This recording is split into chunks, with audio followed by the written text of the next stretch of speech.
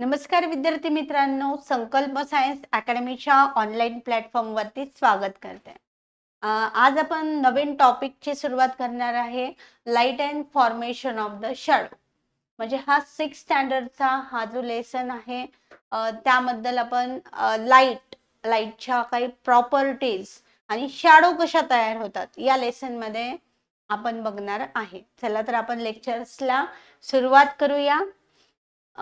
Can you recall मध्ये तुम्हाला बघा काहीतरी पिक्चर्स दिलेले आहेत सोर्स ऑफ द लाईटचे.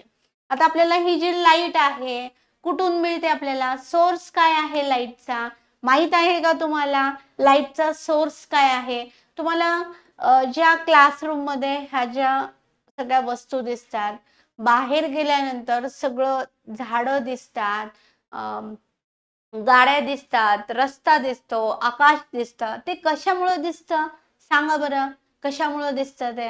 कारण की जेव्हा तुम्ही बाहेर जाता तेव्हा तुम्हाला खूप म्हणजे लख्ख प्रकाश दिसतो आणि सगळ्या काही एन्व्हायरमेंट मधल्या ज्या काही वस्तू आहेत त्या तुम्हाला डोळ्यामध्ये दिसतात, डोळ्यांनी दिसतात त्या.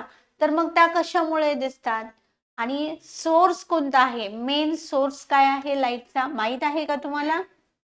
नाही माहित? चला, लाईटचा जो मेन सोर्स आहे तो कोणता सोर्स आहे? सन. सन पासून आपल्याला लाईट एनर्जी मिळते. जे तुम्ही रस्ते बघता, आकाशामधल्या चिमण्या उडताना बघता, एरोप्लेन बघताना बघता, जे काही झाडं बघता, जे बाहेरचं जे एन्व्हायरमेंट मधलं जे नेचर आहे ते तुम्हाला सगळं डोळ्यांनी बघता येतं. ते कशामुळं? लाईट मुळे तर बघता येतं. आणि मेन सोर्स आहे तुमचा सन. सन पासून आपल्याला लाईट एनर्जी मिळते. जर लाईट नसता तर काय झालं असतं? समजा बाहेर लाईट नसता, सूर्यच गेल्यानंतर पूर्ण रात्र होते, अंधार दिसतो, म्हणजे आपल्याला अंधारात काही दिसत नाही. म्हणून आपल्याला लाईटची आवश्यकता असते. सन हा एक मेन सोर्स आहे लाईटचा. इथे तुम्हाला काही पिक्चर्स दिलेले आहेत बघा मुलांनो. इथे काय दिलेलं आहे बघा. सेकंड पिक्चर्स मध्ये काय, एक बल्ब आहे, त्याच्यामधून लाईट इमिट होताना दिसतोय. लाईट म्हणजे तो बल्ब ग्लो होतोय, चमकतोय. थर्ड मध्ये काय आहे, ज्या फायर फ्लाईज आहेत, जे चमकणारे किडे आहेत ते दिसत आहेत. ते बघितलेत का तुम्ही? कधी अंधार पडल्यानंतर हे चमकतात बघा. आपल्याला असं वाटतं अरे ते आता एक काहीतरी चमकलं, म्हणजे तो काही तुटता तारा नसतो. हे असतात फायर फ्लाईज असतात, जे किड्यांमध्ये चमकतात, जे लाईट इमिट होतात. आणि ही आहे कॅन्डल. म्हणजे हे सोर्सेस ऑफ लाईट आहे. इथे तुम्हाला सोर्सेस ऑफ लाईटचे पिक्चर दिलेले आहेत. जसं की सन आहे, जो बल्ब आहे, बल्ब जो ग्लो होतोय, म्हणजे तुम्हाला जो लाईट मिळतोय, तुमच्या घरामध्ये जो लाईट आहे तो कशामुळे मिळतोय? लाईट मुळे मिळतोय. बल्ब मिळतोय. जे ट्यूब आहे, लाईट ट्यूब आहे, त्यांच्यापासून आपल्याला प्रकाश मिळतो. आता थर्ड पिक्चर दिलेला आहे फायर फ्लाईज. फायर फ्लाईज मुळे जास्त काही लाईट मिळत नाही, परंतु आपल्या डोळ्यापर्यंत त्यांचा लाईट पोहोचतो आणि आपल्याला अंधारामध्ये चमकल्यासारखं दिसतं. ह्या फायर फ्लाईज आहे.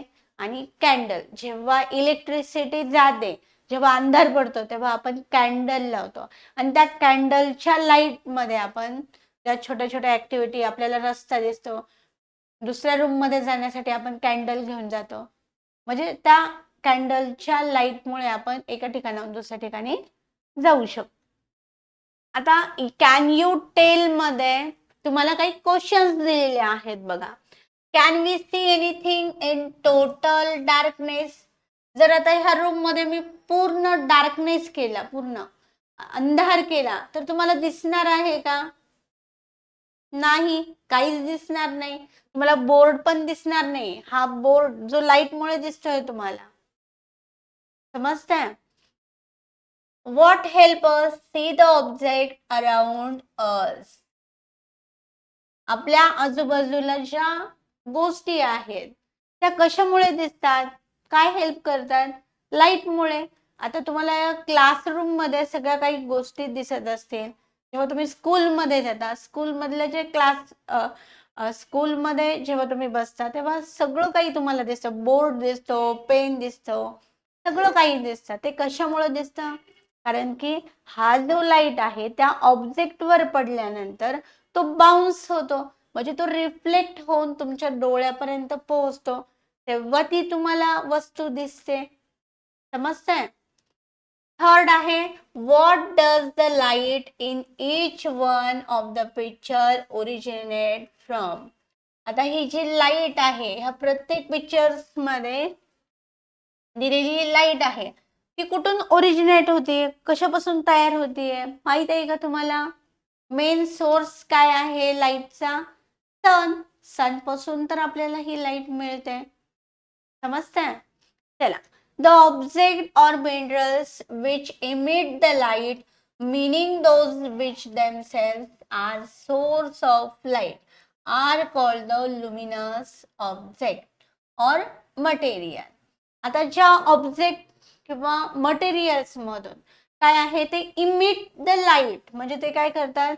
इमिट करतात, लाईट प्रकाशित करतात, किंवा ज्यांना स्वतःचा लाईट आहेत त्यांना आपण लुमिनस ऑब्जेक्ट असे म्हणणार.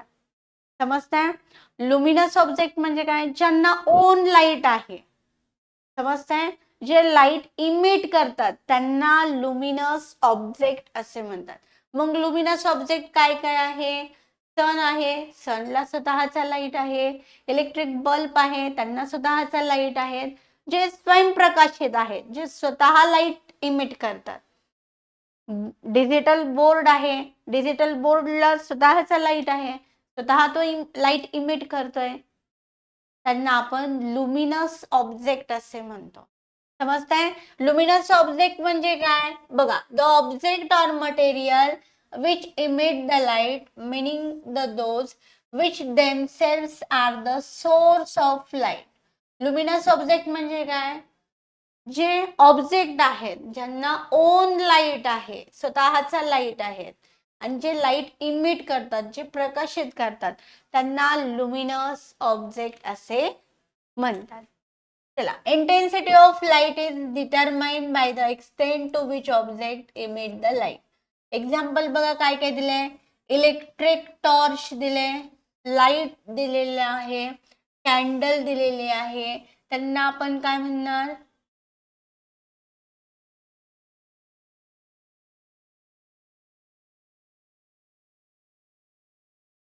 लुमिनस ऑब्जेक्ट असे म्हणणार.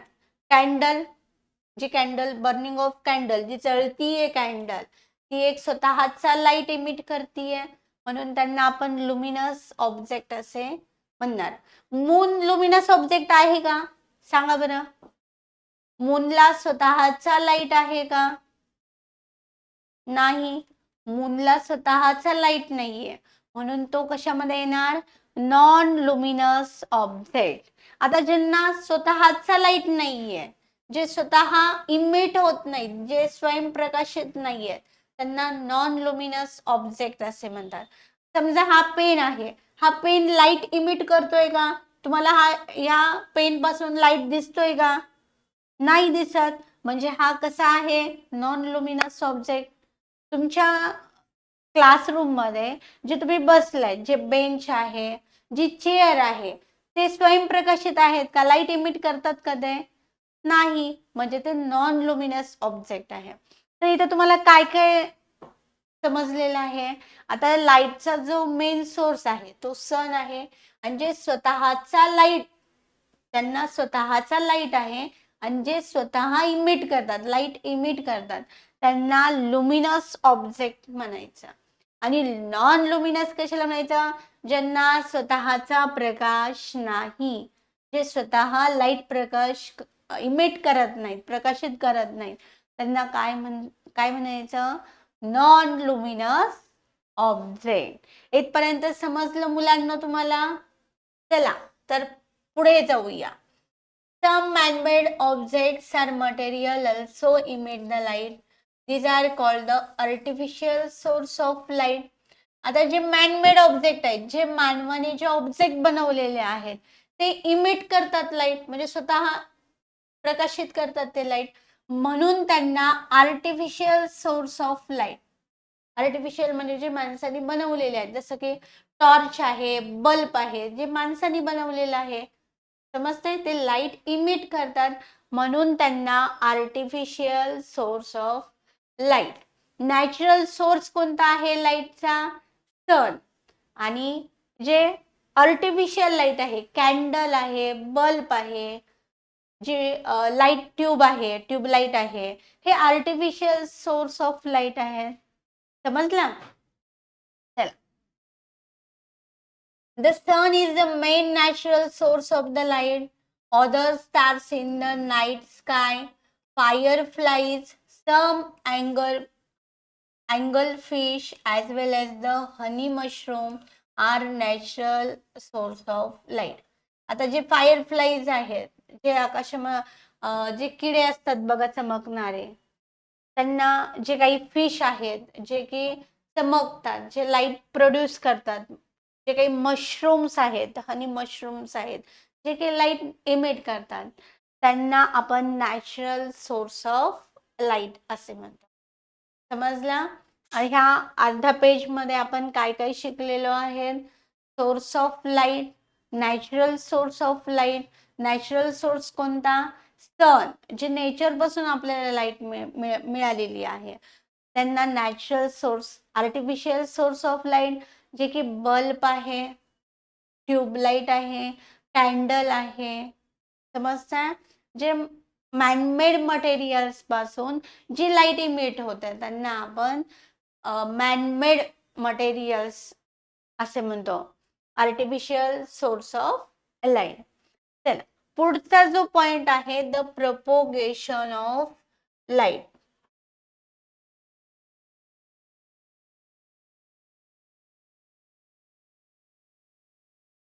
इथे बघा तुम्हाला light entering through the window. Window मधून जी लाईट येते, कधी कधी टेंट हाऊस असतात आणि त्या टेंट हाऊसला छोटे छोटे स्मॉल होल्स असतात बघा, त्या होल्स मधून पण लाईट येते, एका स्ट्रेट लाईन मध्ये येते. अशी वाकडी तिकडे येते का?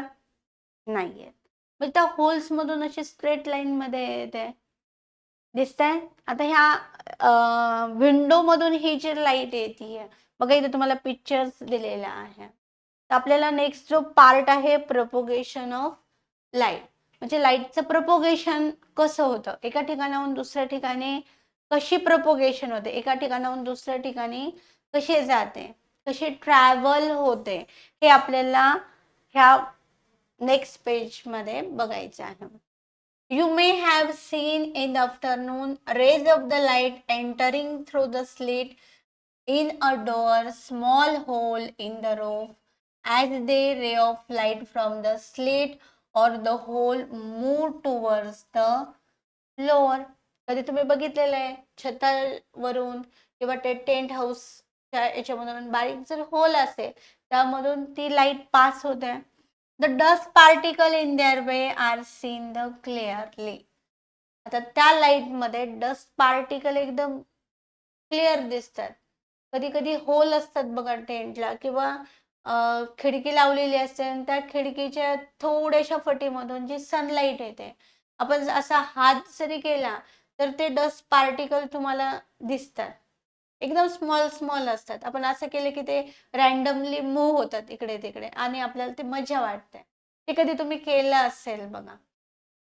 म्हणजे ते डस्ट पार्टिकल, असं जर आपल्याला डस्ट पार्टिकल दिसतील का? नाही. परंतु त्या लाईट मध्ये, त्या विंडोच्या लाईट मधून जी येणारी लाईट आहे त्याच्यामध्ये आपल्याला डस्ट पार्टिकल दिसत आहेत. का दिसत आहेत? कारण की लाईट मुळे ते डस्ट पार्टिकल शाईन करतात, चमकतात. त्याच्यामुळे आपल्याला डस्ट पार्टिकल हे विजिबल होतात. Due to these particles, path of the light becomes visible. We can see their path is along the straight line. म्हणजे लाईटचा जो पाथ आहे तो कसा आहे? स्ट्रेट लाईन आहे. जो लाईटचा पाथ आहे म्हणजे येणारा जो रस्ता आहे तो कसा आहे? स्ट्रेट लाईन आहे. त्याच्यामध्ये आपल्याला विजिबल दिसतात, डस्ट पार्टिकल पण दिसतात. दिसतात की नाही? म्हणून त्यांना आपण तो लाईटचा पाथ आहे, म्हणजे लाईटचा जो पाथ आहे तो कसा आहे, स्ट्रेट लाईनने आहे. म्हणजे light travel in straight line. Light ही एका ठिकाणाहून दुसऱ्या ठिकाणी कशी जाते, स्ट्रेट लाईन पाथने जाते. झिगझॅग जाते का, वाकडे तिकडे जाते का, नाही, स्ट्रेट लाईननी तिचं प्रपोगेशन होणार. आता यामध्ये लेट्स ट्राय दिस, याच्यामध्ये तुम्हाला एक ऍक्टिव्हिटी दिलेली आहे. आपण ही ऍक्टिव्हिटी पण करणार आहे. मी तुम्हाला नक्की ही ऍक्टिव्हिटी करून दाखवणार आहे. बघा, take 3 cardboards, make a small hole in the centre of each cardboard using the thick needle. 3 cardboard घ्यायचे. कार्डबोर्ड म्हणजे काय, एका आपल्या नोटबुकचे पुठ्ठे असतात का, कार्डबोर्ड एक शीट असते ना, ते घ्यायचे आणि त्यांना एका पिननी काय करायचं, थोडस स्मॉल होल पाडायचे. Arrange the cardboard in such a way that 3 holes are in the same line. ते कार्डबोर्ड असे अरेंज करायचे की जे होल काय होतील, एकदम स्ट्रेट लाईन मध्ये येतील. समजा हे माझे 2 हात जे आहेत हे कार्डबोर्ड आहे आणि त्याच्या सेंटरला मी होल पाडलेले आहेत. आता हे होल मी असे ठेवणार, एका स्ट्रेट लाईन मध्ये ठेवणार. ह्या होलच्या बाजूलाच, म्हणजे याच्या पाठीमागे दुसरा होल असणार, समजते. आणि मला आता ह्या होल मधून बघायचंय, तर मला पलीकड जे आहे ते दिसेल, समजते. आणि हा जर होल वर असेल आणि हा जर होल खाली असेल तर तो दिसणार आहे का, नाही. या ऍक्टिव्हिटी वरून काय प्रूव्ह होईल की लाईटचा जो पाथ आहे, light travel in straight line, म्हणजे लाईट ही नेहमी सरळ रेषेतच जाते, पास होते. या ऍक्टिव्हिटी वरून तुम्हाला प्रूव्ह होईल. याच्यामध्ये बघा, आता हे कार्डबोर्डला होल पाडलेले आहेत आणि 3 कार्डबोर्ड असे एका लाईनीत ठेवायचे आणि समोर कॅन्डल ठेवायचे. आणि एका होल मधून तुम्हाला बघायचंय, तर त्या होल मधून बघितल्यानंतर तुम्हाला समोर जी आहे कॅन्डल ती सहजपणे दिसणार आहे. चला, नेक्स्ट पेज वर तुम्हाला ही ऍक्टिव्हिटी दिलेली आहे, तर बघूया. बघा, इथे 3 कार्डबोर्ड दिलेले आहेत, त्याला होल पाडलेत, एका लाईन मध्ये ठेवलेले आहेत, सेम मध्ये. तुम्हाला ही कॅन्डल दिसेल का, यस दिसेल ना, कारण की हे जे होल आहेत ते 1 बाय 1 आपण एका अरेंज केलेले आहेत, एका स्ट्रेट लाईन मध्ये ठेवलेले आहेत. तर आपण जर ह्या होल मधून बघणार, थर्ड होल मधून, तर ही कॅन्डल तुम्हाला इझिली दिसेल. आता हे जे होल आहेत, आता हे कार्डबोर्ड काय केले, आपण मूव्ह केले, थोडेसे हलवले आणि याच्यामधून बघितलं, तर तुम्हाला ही कॅन्डल दिसणार आहे का, नाही दिसणार, ऑब्विसली दिसणार नाही. यावरून काय प्रूफ होणार आहे की light travel always in straight line. Light he travel होते नेहमी स्ट्रेट लाईन मध्ये, समजतंय. लाईटचा पाथ कसा आहे, स्ट्रेट लाईन, सरळ दिशेत, समजतंय. चला, नेक्स्ट ऍक्टिव्हिटी आहे बघा, लुकिंग ऍट द कॅन्डल. ही पण ऍक्टिव्हिटी तुम्ही घरी करू शकता. एक जो आहे स्ट्रेट ट्यूब घेतली, इथं स्ट्रेट ट्यूब किंवा एखादा पाईप असं काही पण घेऊ शकतात, किंवा पाईप आपला जो पाणी भरायचा पाईप असतो ना तो पण घेऊ शकता. त्याला थोडस कट करायचा आणि जर स्ट्रेट लाईन मध्ये बघायचं तर तुम्हाला ही कॅन्डल दिसते. किंवा तुम्ही ही जे स्ट्रेट ट्यूब आहे, पेज काढून त्याला फोल्ड करायचं आणि सरळ असं बघायचं, तर तुम्हाला ती कॅन्डल दिसेल, समजते. आणि तोच जर पेपर तुम्ही फोल्ड केला तर दिसणार आहे का, नाही दिसणार, समजते. यावरून काय प्रूफ झालं, या सेकंड ऍक्टिव्हिटी वरून, light travel in straight line, this is called the linear propagation of light. Light कशी ट्रॅव्हल होते, स्ट्रेट लाईन, समजते.